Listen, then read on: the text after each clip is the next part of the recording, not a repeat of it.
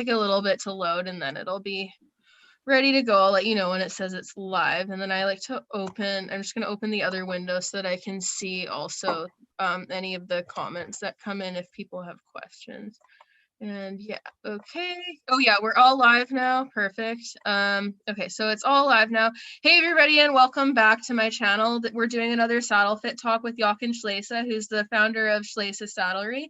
And today we're going to talk about fitting saddles, like one saddle to all different types of horses and how feasible that is, like for people that might get a new horse or might have more than one horse, or for trainers like me that get lots of different horses in our training program, and just kind of how to make one saddle as workable as possible for different horses. And so Jochen is going to talk to us a little bit about that. So you can take it away and yeah, introduce yourself. And all right. So hi, everybody. Thank you, Shelby. Great to be back at your channel. And of course, as a horse owner, we are concerned, does the saddle fit my horse? Is the saddle fitting me? And then if I have a favorite saddle, does it fit all my horses? Because in the reality, while it would be nice to fit one saddle to each horse, but sometimes as a trainer, I have multiple horses, or I have, as a non-trainer, as a person who has multiple horses, maybe not the funds to have a lot of saddles. So how can I go by and make it fit multiple horses as a trainer, as a pleasure rider, or whatever? And there's really, I always call it, pretend you are at the crossroads. You're coming to a road and you want to go forward, and it goes into a Y, like a fork. You can go left or right. So that's the first thing you need to decide. Do I want a saddle what I just slap on the horse? Doesn't matter, so long as it's somewhat balanced and I don't fall off and the horse doesn't block me off. Then I go this road. Or do I want a saddle what fits the horse and does not slowly but surely deform my horse, hurt my horse, or to the part where it gets dangerous? So if you don't care about the well-being, go left, because you can just buy all kinds of saddle pads and just slap every single saddle on the horse. It really doesn't matter. Somehow or the other way, I can literally smack every horse on the horse's back with, there's enough pads and girth and devices from breastplates to crouper to make that somewhat stable on the horse. So for all you folks who didn't go the left way, you took the right turn, you go to the right side and says, I love my horse, I don't want to hurt him, and I want to do it really, really good. I would recommend the following. Think about it. Where do you want to sit? Do you want to sit on the horse?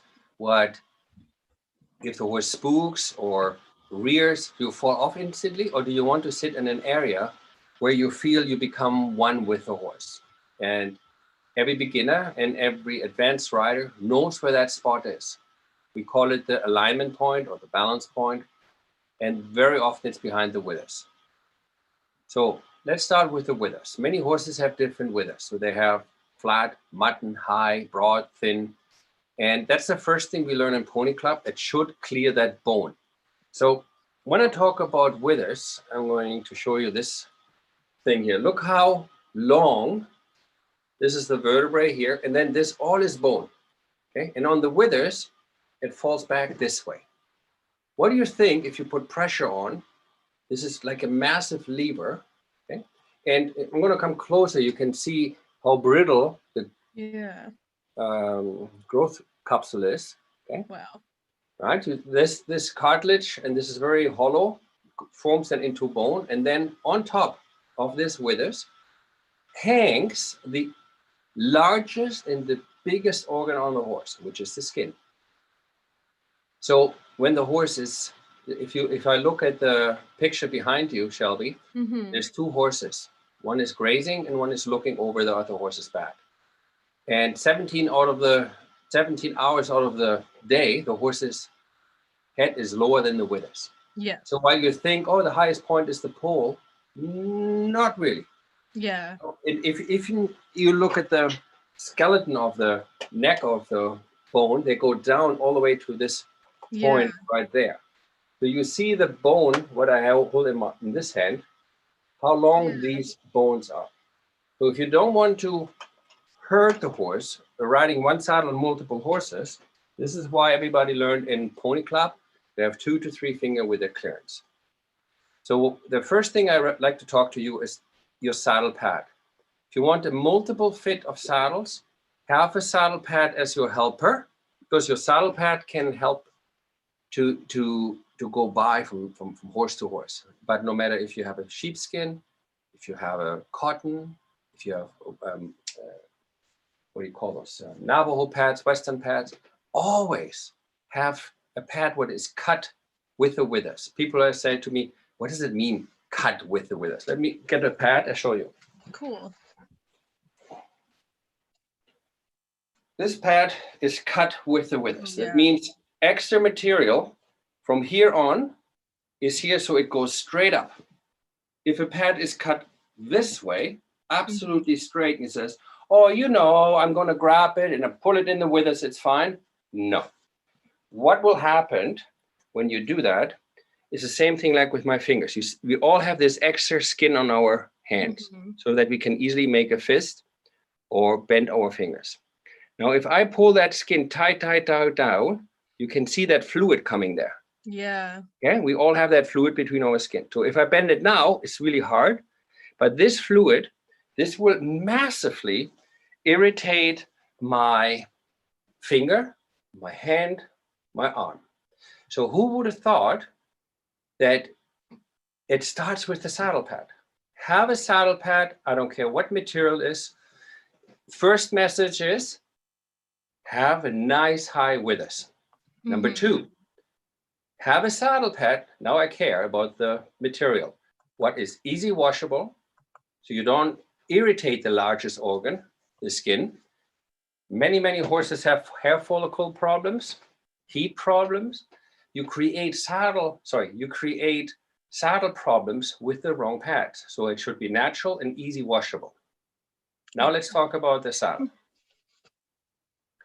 And I like to give the sample all the time. If you have a large family with lots of kids, there will be a couple of kids who are in the same age, like from 3 to 5. Those little kids, they can maybe share one large shoe.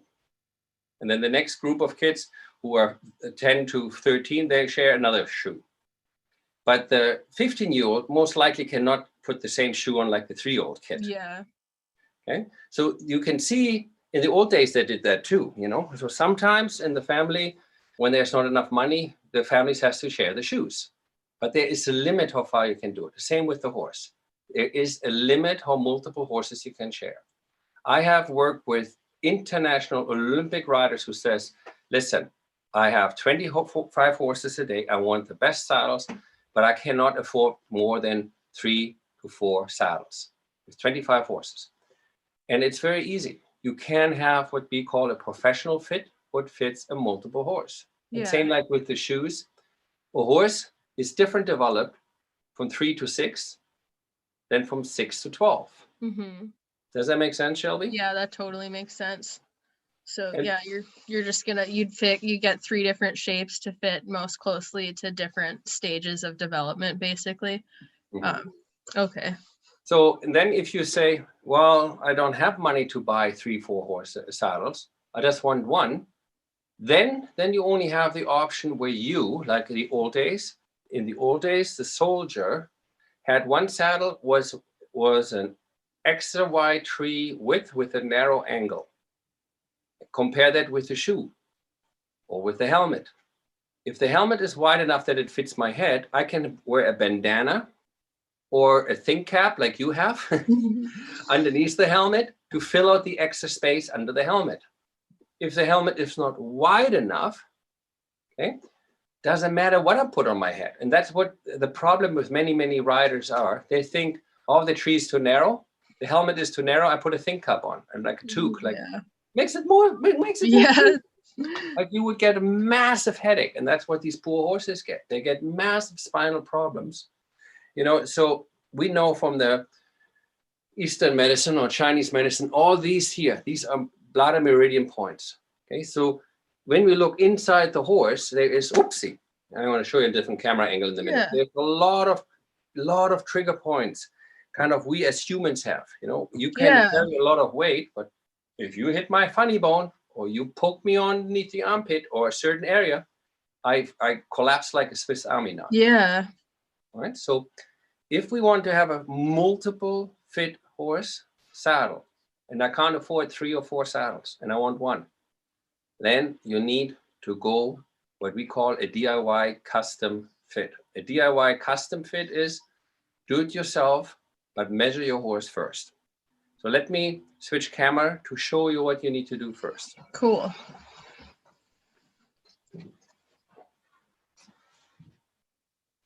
So where's my camera? It's right there. So here you have your normal horse with the withers. So just to reiterate what I said first, if this is the skin of the horse or the largest organ, there's already a lot of pull down on that wither. So if I have a saddle pad, what sits like this, so if I sit here in the middle of the saddle, okay, where I sit, I don't want this to pull down. Shelby, can you see? I don't know if the angle is right. Yeah, I can see it perfectly. All right, so I'm going to lift up the camera a little bit so maybe it gets a little bit better view. Yeah. All right, so there you go. All right, so that's the first. Have a pad, no matter what it is, it does a nice wither relief. Yeah. Number 2, have a saddle where you can change on the English saddle this piece. This is the panel. Wow. That's the flocking or the panel on the bottom of the saddle. Wow. What if you could change the bottom of the saddle? Let's say you have an English saddle. Okay, this is the normal English saddle. Okay, and you want this English saddle to go on multiple horses. What if you can take this off and customize that to yourself? So now you can say, well, I don't have time. I ride a lot of horses. I don't have time to fit it to my horse. This is why I say DIY custom fit. On Western saddles, let me just show you. That is so cool. On Western saddles, this is the bar. You want to be able to change the length of the bar, the rock of the bar, the flare in the front, the flare in the back, and you want to change the twist of the bar. Twist of the bar means in the front, you have a 75 angle. To the back, you go to a 12-degree angle. Okay. And see how flat this angle is? Yeah. Versus this angle? Yeah, really flared in the front. Right. Yeah. So cool. If you only want one saddle for all your horses, get this saddle. Get a Western saddle where you can change this. So what you do, there are saddles on the market, they have split bars. So the bar you just saw, they're split. So you take the bar and you take it off. Wow. So and then the other side already. So what you do, take that off. And then you make the bar fit to the horse. But when you say, but to what? Well, let's make the horse naked. Let's take the skin off. So here is the wither cup, where stallions bite to dominate and to win the herd, or to dominate the mare so she will not go forward. So if you want a saddle, Western or English, so your horse doesn't go forward, just make sure you pinch the horse. Oh, yeah. Okay, so if you want to have somebody apply a lot of pain, make sure you put on a helmet what is so tight that it pushes so much pressure on your temple of your eye that you faint. If you don't want that pressure on your temple of your eye, make sure your helmet is big. If you don't want pressure on the horse here, make sure your tree width or the bar is wide enough from here to here. So what you can do with these, because these are split, you can set this for your narrow horse really, really high. Cool. Then this becomes narrow, or really, really low. then this becomes super wide. So by just changing the Velcro, it's super important. That's number one. Number two is this back piece right here. If you have multiple horses, you want to change the length of the bar. Mm-hmm. So what you do, you open the bar, you take out the base line, and then you cut from the baseline away where the shoulder is, where the lung meridian point is. You cut away the wither cup, and you cut away the length. So now you put all the pressure on top of the ribs. So you put all the weight on top of the ribs. Wow. And you do not hurt this here. So if you do not do that, if you say, oh, I don't care, then what happens? Then this little flimsy bone, you break them off. They are so thin. So now imagine you have this cut. I just put it here to demonstrate. Yeah. And then you have this saddle now. Check this out. No more pressure. Wow. But you have all the pressure where you want it, not on the horse's spine and not here. You got a good flare, you got the good width, and you got this. So now you say, but I have 8 horses and I can't have constantly changing this foam piece. Well, why don't you buy yourself, instead of 3 horses, there's 3 saddles, why don't you buy yourself another set of those? Yeah. And write down, this is for Beauty, this is for Blackie, and that's for Jackson, whatever the horse's name is. And each horse has his own back. So that is, of course, often asked by customers to say, hey, why don't I just use the shim pad? Of course you can do it.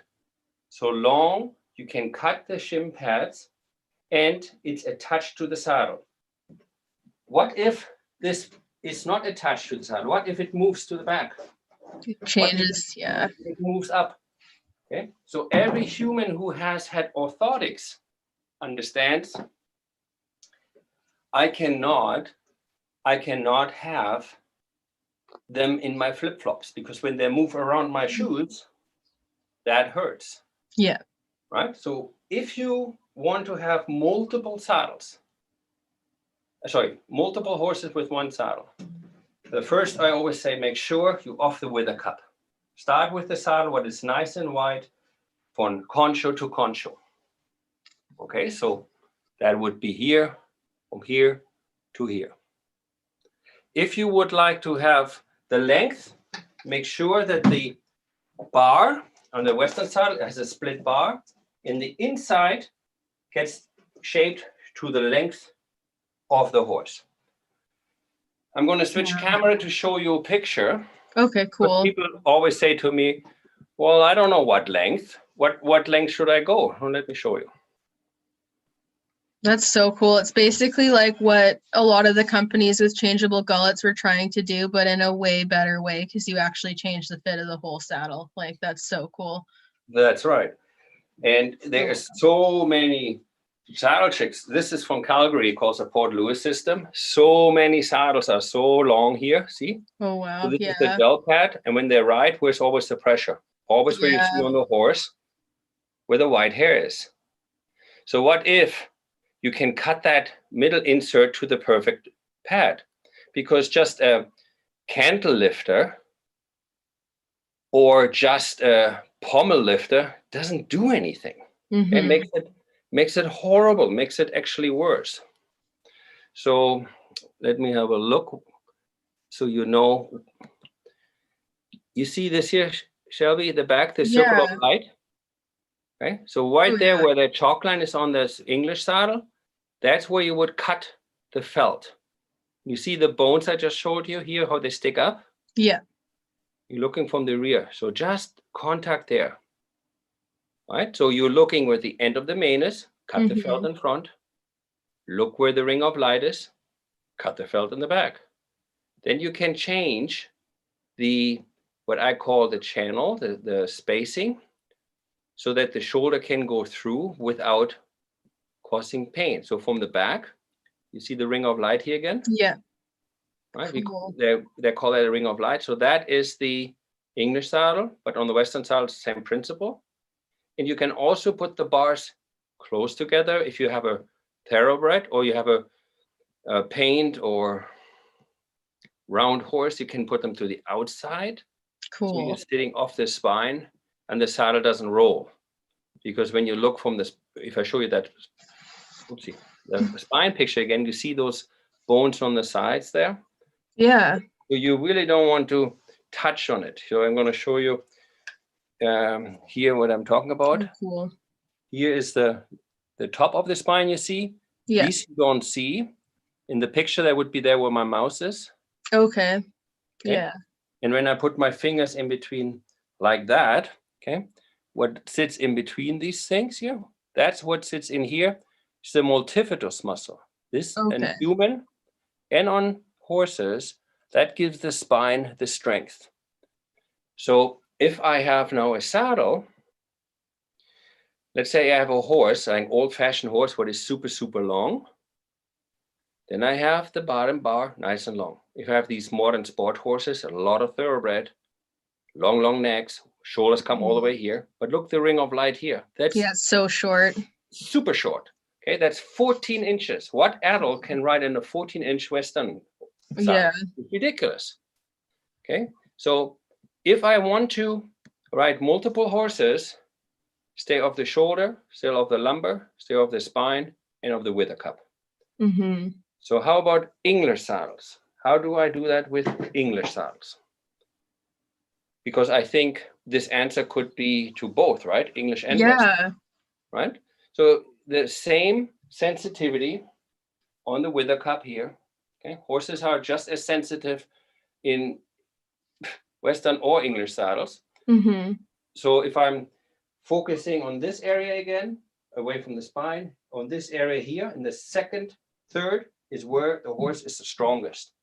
But if I use a saddle tree, what distributes the weight, then I don't atrophy the horse. Yeah. So my first recommendation is get with the same system. Have a Western system, what I just showed you. They're now existing on an English. Cool. Where it looks like complete English, but the bottom, okay, rather than having this massive big felt pads, it's just a normal what everybody know. We call it a true fit panel. It's just it looks like you probably recognize it as a shim pad. Yeah, cool. Okay. So, and that is attached on the bottom of the saddle. And when you're riding it, you would never see that on the bottom of that English saddle, you got this super wide weight bearing surface, but on top you have the English saddle. Yeah. Okay, that's so that cool. And you can do the same system. What you like to do. So if you don't want to go with the saddle, where you say, oh, I want to go with the saddle, what is multiple fit for the shoulder. Okay. The people who went to the left on the fork of the road, who says, I don't care how the saddle fits, they're riding in saddles like this. Yeah. Like super narrow here, and see all the red marks? Yeah. It's right here on the spinal nerve. These type of saddles pinch and crimp on top of the spine, top of the shoulder, and dig into the loin. So obviously, these people don't care how that saddle fits. It's still off the withers. Mm-hmm. I can make it balanced, but you sit on all the red spots, which is clinical proven, not by me. I'm not a veterinarian or a professor or a researcher, but I read. Yeah. And what they say, get a saddle like this, like a helmet. What is nice and wide from D-ring to D-ring. Because here, again, like the helmet, I can put a thin cap on. I keep using your toque as as the example. You know, I can put another whatever on my head to make the big helmet fit. So if this is wide, it's easier to put shin pads in. Yeah. The second, what should be really, really wide, it's this channel, because the more pads you make, so narrow you make the channel. Yeah. That's such a cool So concept. for my recommendation, start off super wide here, and you can see how long this saddle is. Okay? It sits right in the red zone. So my recommendation, one of the DIY system in the English saddles, you can switch it. Open the D-ring, one screw here, one there, and you just switch them. And it looks like a normal saddle if you don't want to work with shim pads. It's unbelievable, easy to manipulate. That's so cool. Now, if you say, well, you know, I want a better fit, closer fit, I want so much pads, then I would recommend to a saddle, stay away from the wood trees. So always ask what tree is there. If it's a disposable tree, it's most of the time a wood tree or a solid gullet plate with you can't change them. You can't recognize them on price because the tree here is used in companies who make saddles in Pakistan or India for $80. Oh, wow. And other companies in France, same tree, make it for $5,000-$6,000. So it depends where it's made, how it's marketing, but the inside is the same. Right? So be careful what it is. So go to a tree where you want to hear the word adapt tree. Why adapt tree or flex tree? Because they never break. Wow. Total flexible. This material is now available since 1958. So it's not something new, but these saddles are a little bit heavier. And for the saddle maker, there's not so much profit in. But for the riders who want to have multiple fit, I would always go with a flex tree or adapt tree. So now awesome. the saddle itself, the tree itself has, well, most of them have a metal plate. So one of them can be changed by the fitter. So you can see there's a metal in here. 30, 40 companies now use this type of trees and this type of metal. So a fitter can come out and fit it. Cool. Okay? So that's cool. But if you say, well, I ride every day and I need to have that changed every day, well, then you need this.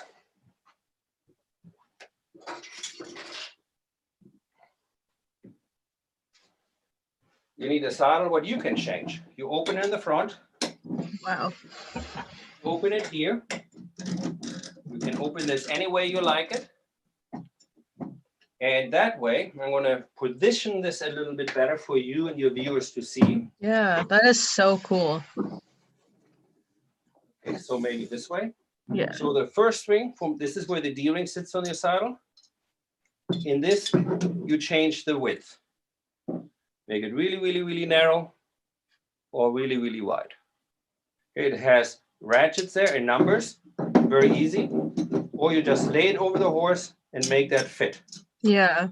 Then you say, so once you have that fit, then you say, but this sticks out and the saddle is rolling. Then you adjust the angle. Done. Wow.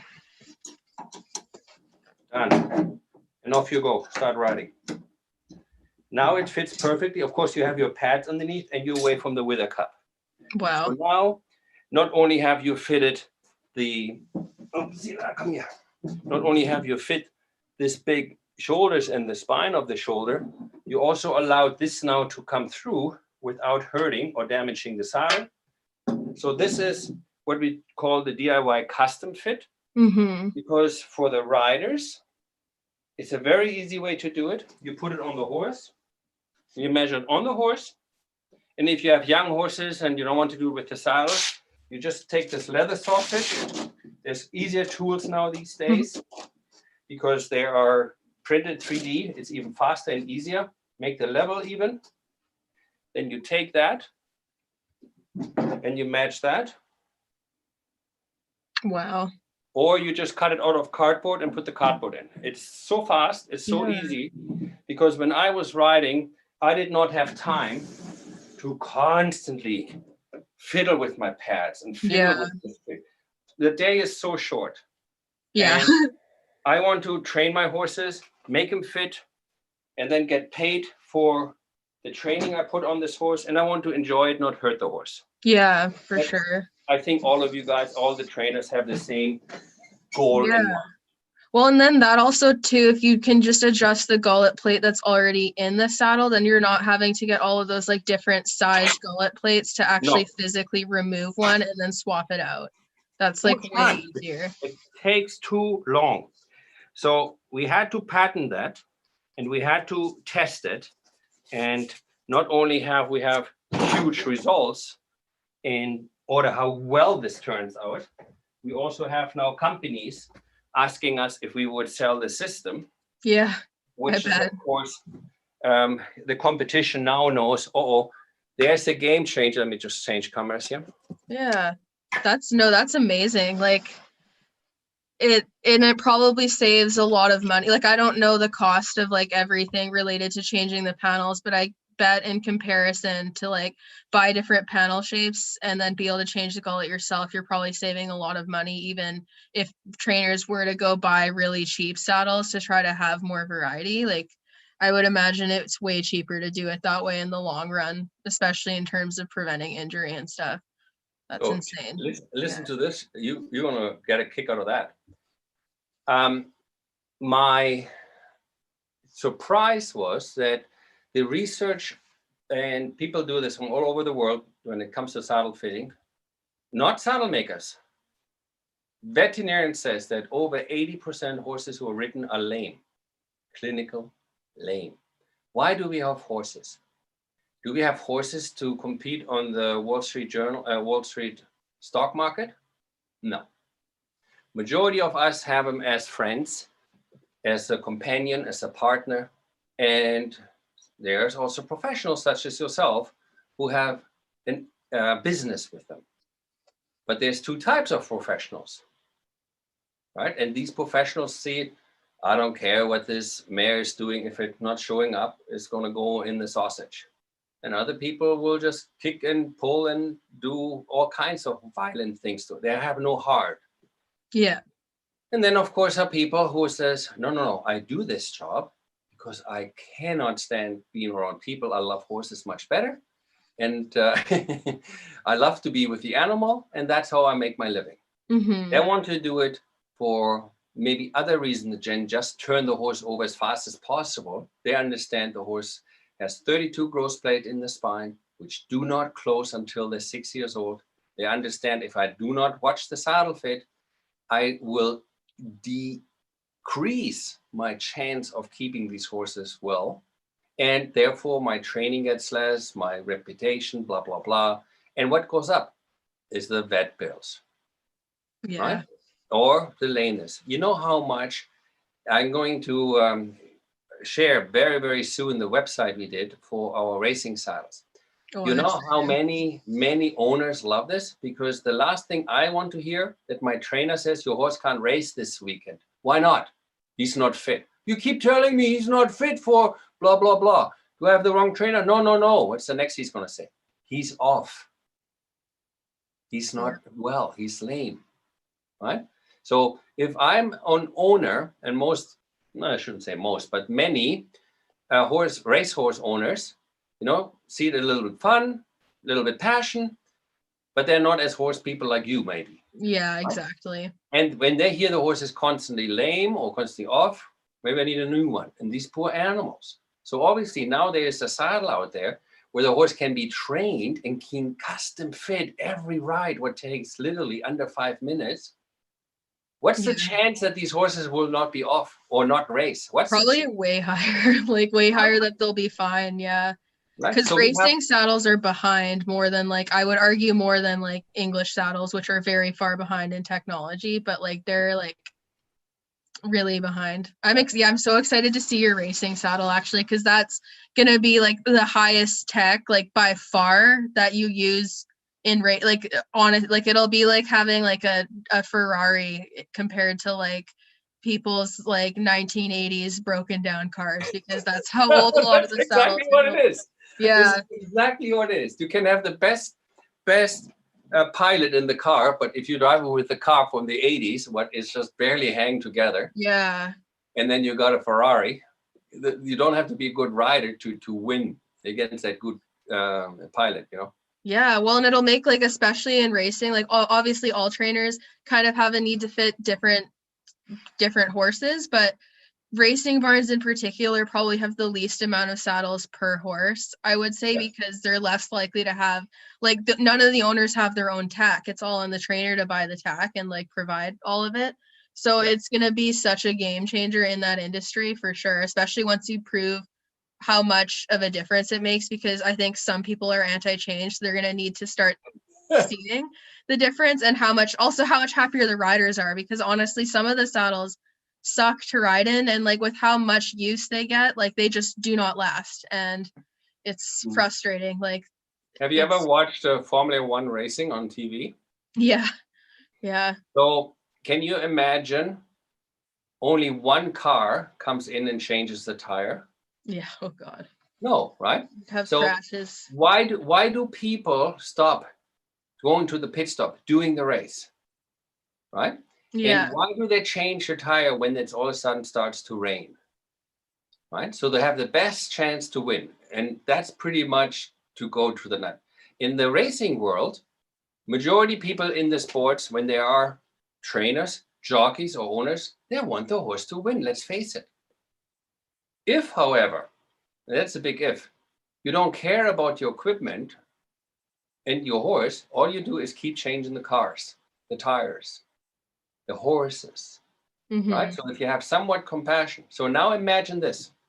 There's all of a sudden a horse or a trainer or an owner who has consistently less vet bills, less injuries, less falls, less missed races, and less qualifications because the horse drifted in the finishing line and got disqualified because he shifted.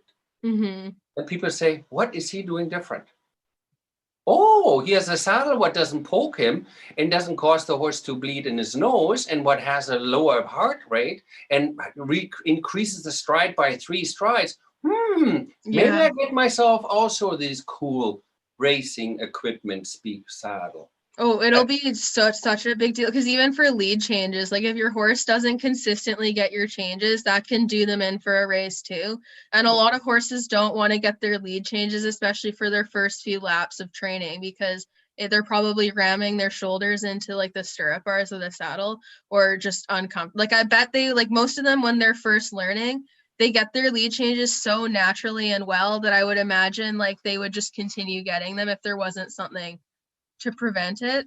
So yeah, it's going to be such a cool thing to see develop, because it's just so different from like anything that you're seeing now in that industry. And I'm excited to see, because yeah, especially on horses I've ridden for years, and then if you put them on one of them and see the difference after like knowing the horse well, it'll be pretty clear. And it's so easy. And then, we talked about that before, how horses' mane are more on one side than the others. For example, I'm looking at your think cap and I see more hair on your left side now. It's just because we put the hair over there, I get it. Yeah. But horse's mane is either on the left hand or the right hand. What if I would tell people, wherever the mane is not, just open the left arm half a degree. It's all written down so you can't miss it, right? Yeah. Just open it one notch. And then all of a sudden, oh my God, the horse raced straight down the finish line. He didn't drift. All you did is look where the mane is, open the non-mane side, open by one notch. It's so simple. And people listen to me and say, what the hell is he talking? Once you have felt this, it's kind of like the first time you're watching TV in black and in color, not in black and white. It's so much more beautiful. Right? Yeah, and you can't fathom it until you've seen it happen. And I think that'll be the initial struggle, is convincing people. But then once they start using it, it'll make a big difference, because I also bet price-wise, with the amount of like half pads, girths, and like different types, like shadow rolls, blinkers, like all the different types of equipment that they use to like have horses focus or do better, they'd actually probably spend less if they fix like one of the basic causes of behavioral issues that necessitate some of those things. And I think it'll be so cool, because like I love thoroughbreds, and if they start coming off the track more comfortable too when they retire, it's going to benefit everybody who's buying them, even once they're retired, if they're not good racehorses, because they'll probably be less body sore, and it'll be lovely, because it's frustrating. What do you think if the same ability is for the event riders or the 100 jumpers? or Yeah. for the dressage riders. Oh, If yeah. you have the same option, Oh, yeah. everybody wins, you know. Now, I do have to say, people say, well, wait a minute. Doesn't this guy made his business by fitting saddles? You not make a living by stuffing saddles. You make a living by selling saddles. Yeah. So fitting is a necessity. Yes, it's an income too, but if I just sell and don't fit the saddle, that's a problem. Yeah. So, and then if somebody does it regular, that is expensive, right? So Yeah. for $200 more, you save over $1,000 a year just on fitting. Here's the best part. You can do it any day yourself. Yeah.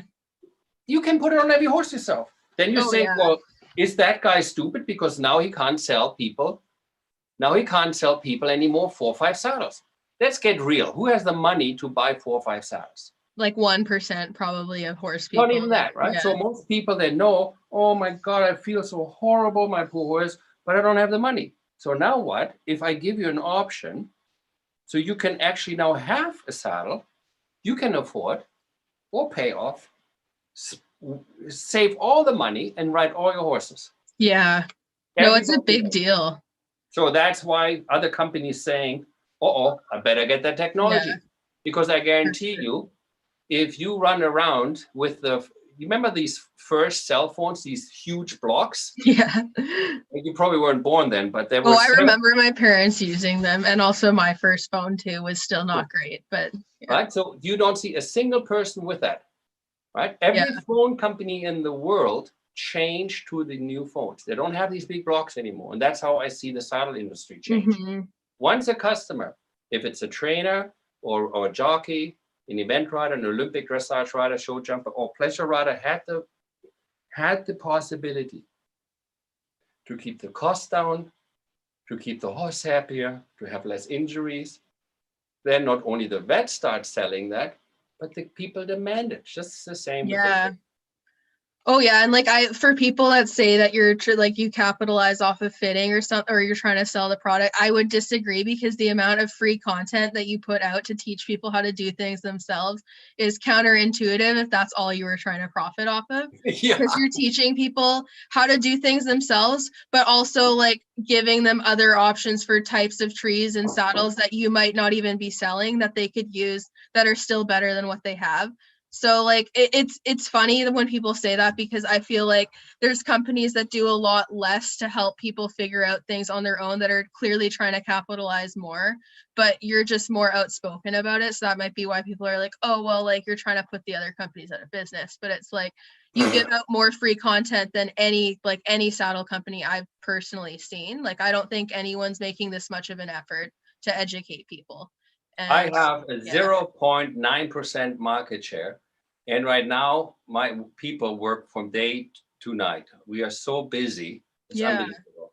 And to go to 1% of market share would drive us all bankrupt, right? So how can we put other people out of business and do the rest of the 99%? Exactly. Someone That else makes has to step no up. sense. My goal is not to be world domination, like it's in conspiracy of other issues right now. Yeah. My goal is more, hey, we all love horses.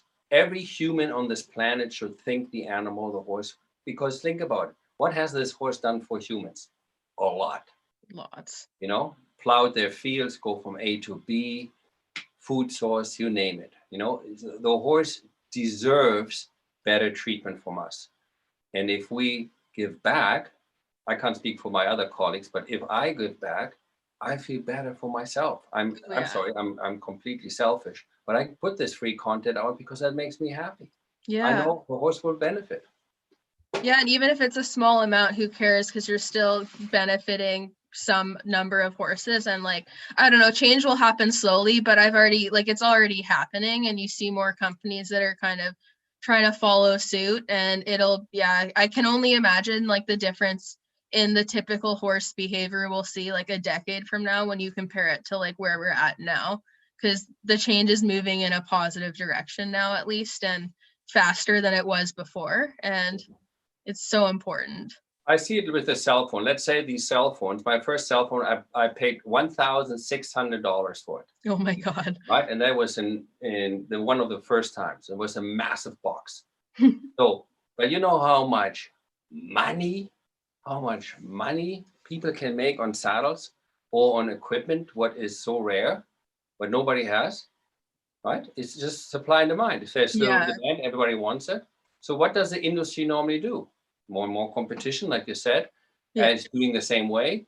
But if I am what most of my competitors is, no, I want everybody to buy the old big fat phones. You can be stubborn, you can do your death threats, and you can do your threats, whatever you want.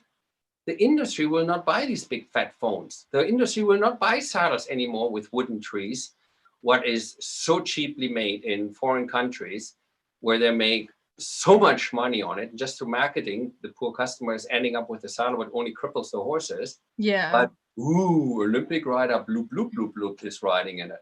What do I care? My horse doesn't even know who this Olympic rider is. He only knows it hurts. Yeah. So that is over. People will all demand, they all want a small, nice phone. We call it smartphone these days. All people want a saddle they can have, but affordable, makes their life and the horse's life much better. That's all what will happen. Yeah, it's exciting to see too. There's so many cool ideas coming out the more we learn. And like I love the idea of being able to change the panels of a saddle because it makes way more sense than buying, like even just for like storage purposes, like it's makes way more sense. So I'm excited to see that coming out and being more popular because it'll be, and to try it myself eventually. Like it's gonna be so cool to see what it's like. And for storage especially, because I have so much stuff that like anything that limits how much stuff that I have that takes up room is like so good. And we had a customer who reminds me a lot of you. She's a little crazy. There's all kinds of stuff. And I said to her, go ahead and adjust that saddle really shitty. And she says, oh, my horse was like three-legged lame. And then adjust it the way you go with your gut feel and how the video shows it and the pictures say. She says, first I adjusted just by how it feels. The horse was okay. Then I adjusted the way the horse was really three-legged lame. And then I adjusted the way you suggested with the tracer, the cardboard. And then I wrote that horse, what jumps 1.30 meters easy. Oh, wow. Doubled that jump. That's how she felt, right? Because the horse was anticipating that the knock against the shoulder will come, snapped his leg so high. She says, I was out of my saddle because I didn't anticipate that occasion. And of course, I just giggled and I was laughing. And we, of course, jumped. And the horse, of course, then didn't have it. And then I put my old saddle on. That was the bad part. Because the horse just looked over me and gave me his, you know what, finger. Yeah. And, I mean, they walk on it. But to make a long story short, horses, when you treat them well, when you look after them, they have that sixth sense. And they just don't understand, why are you hurting me purposely when you now know I can do so much more for you. Oh, yeah. And then they get punished for their behavior. And they're like, why are you punishing me for trying to tell you something? And then, And then you feel really bad if you're one of the people who truly loves the horse, that you say, oh, my God, how could I not see it? And this is why this DIY custom fit system is so well, because you can try it all yourself and you can literally change the size of the horse's eye. You want a small eye with white in it? Go ahead and do it like the old-fashioned saddle fitters say. You want a horse with big brown teddy eyes, and you want your eyes to tear up because the horses start to drool and cuddle with you and jump higher than you ever seen before?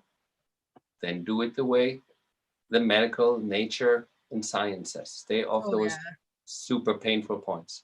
The other thing that I just thought of too is like, even for training clients, it's great for you because if you ever have a client that can't afford to replace the saddle, but the trainer can adjust their saddle to fit the horse, the client will see the difference it means. It makes. Like I have a client that I'm thinking of right now that I'm gonna do this for. Oh my God. But that's a big deal because if that's what they need, because sometimes you need the initial push, like they need to see that, like, look at how much better this is, because like they'll get in the mindset of like, oh, this is good enough, and it might not be so terrible that it's like we need to replace this saddle now. But if they see how much better it is when it's actually just good, not just good enough, it would be game changing, like life changing. So I think that'll be cool to be able to do for clients. Every single hair is sticking up. I have goosebumps. Yeah. You are so onto something. Imagine that. You know, if you have a riding school and the customer feels, oh, I can sit the trot all of a sudden. Yeah. Oh, I got the canter. The riders will excel. They will have fans. You got to come to Shelby. She's the coolest teacher ever. You got to start turning customers away, because you can only be in the barn 24 hours. Oh, yeah. Yeah, no, that'll be awesome. I'm so excited for that, because yeah, sometimes you have to see it to believe it, and that's what I found a lot in the horse world when you're talking to people, because I've had people I've tried to get through to like directly by saying things, and they'll ignore you at first, but then one day it might take them hitting rock bottom. They'll think back to what you said, or they'll notice what you've been doing over time and the difference it's made in your horses, and then suddenly it's like a light bulb that goes off, and then they're like they're sold and trying new things. And yeah, I would like to try something with you. Yeah. Okay, so I'm going to say something and you repeat it. Okay. Okay, here we go. An old Chinese wisdom. An old Chinese wisdom. What people hear. What people hear. They forget. They forget. What people see. What people see. They remember. They remember. Yeah. What people feel. What people feel. They understand. They understand. So there you go. Yeah. You have that DIY saddle. Your student comes on, you adjust it, and all of a sudden they tear up and say, Shelby, look, I can do the sitting trot. Or look, he took my lead. Look, I get finally a nice, clean travers. Or look, whatever, you know, because the horse is not now irritated by wrong single. Your all your lateral movements, all your transitions, they're not running into a trot to a canter. It's right there. Yeah. Or you all know you know yourself. You know, when you do a dressage test, the judge always looks at the transitions. You coming from your canter to the trot. How is the first trot step? Or is it like, and then you find your rhythm? Yeah. Right. Yeah. So exactly. What if you don't get poked for 20 minutes? Because by that the horse is already given up in there. So anyway, you have amazing ideas, and I can just tell your brain is already going like 1,000 miles an hour. What you all going to do? Yeah. And so should you. And remember the old Chinese saying, you know, what people hear, they forget. What people see, they understand. What people feel, they understand. Yeah, that's a really good saying, and so relevant to horse people and like everything. But no, I really like that. So that's why I show a lot of props and bones, and I use a blanket as horse's skin so people can visualize, you know. Yeah, and sometimes it just needs to be said slightly differently for it to finally click too, which is why it's so good that you like do so much of it, because they like, if people watching like find, you might show an example one time where it didn't click the first time, and then someone's just like, oh my God, like with this. I finally got it. Yeah. Super. Well, thank you so much for doing these. Yeah, maybe we can repeat this. I think this is a really cool topic. Yeah. And in March, they get public. We will have the press release on February the 19th. Yeah. But just you and me, we can keep that between you and me and your audience, of course, so they get to see all this first. So I'm so excited. Yeah, that's so awesome. Super. Yeah, thank you so much, and have a great day. You too. And, thank you for doing these lives again. Yeah. My pleasure. I love doing that with you. Yeah, so do I. I'll always learn a lot.